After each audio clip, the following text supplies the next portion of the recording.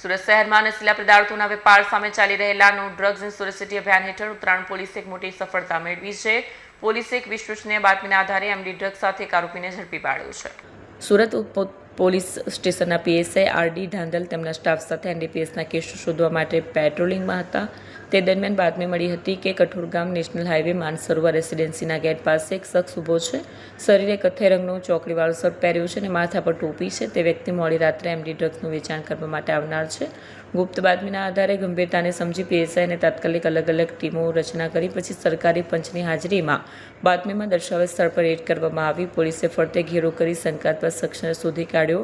તપાસ અને રેડ દરમિયાન ઉત્તરાયણ પોલીસે આરોપીને મોહમ્મદ અલી સુલેમાન વંસુરી તરીકે ઓળખી કાઢ્યો અને તેને કબજેથી એમડી ડ્રગ્સ જપ્ત કરવામાં આવ્યું. પોલીસે આરોપી અને મુદ્દામાલ કબજે કરીને કાર્યવાહી હાથ ધરી છે.